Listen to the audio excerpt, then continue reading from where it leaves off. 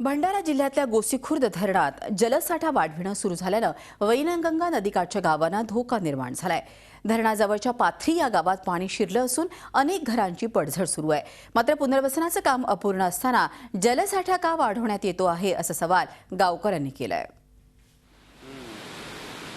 गोसेखुर्द धरणाच्या जलसाठ्यात या वर्षभरात 239 मिलीमीटर जलसाठा वाढवणं अपेक्षित आहे। यासाठी धरण प्रकल्पातील 34 पैकी 5 गावं तातडीने स्थलांतरित करायची आहेत।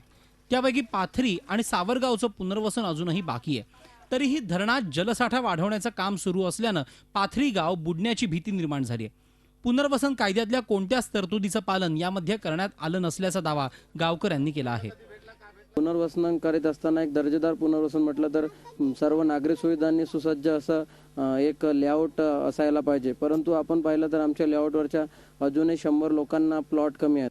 पुनर्वसनाच्या नावाखाली होत असलेली प्रकल्पग्रस्तांची थट्टा थांबवावी, त्यानंतर पाण्याचा साठा वाढवावा असा इशारा भाजप आमदार नाना पटोले यांनी दिला आहे।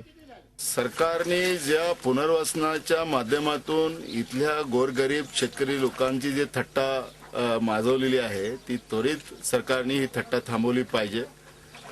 एकीकडे पॅकेजची घोषणा चालवावी, ती फसवेगिरीची घोषणा करावी। या ठिकाणी धरणाचं पाणी अडवण्याचं जे काम सरकारने सुरू केलेलं आहे प्रशासनाच्या माध्यमातून, अजूनपर्यंत या लोकांना घरं बांधायसाठी साधा पट्टा पण दिलेला नाही। सावरगाव गावात जाण्यासाठी सध्या एकही रस्ता शिल्लक नाही। गावकऱ्यांची सारी वाहतूक नावेतून सुरू आहे।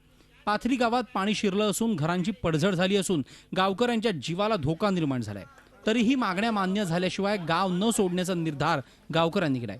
गावकऱ्यांचा हा आक्रोश शासन दरबारी कधी पोहोचणार हा प्रश्न मात्र अजूनही कायम आहे। माधव चंदनकर, झी मीडिया, भंडारा। झी 24 तास, एक पाऊल पुढे।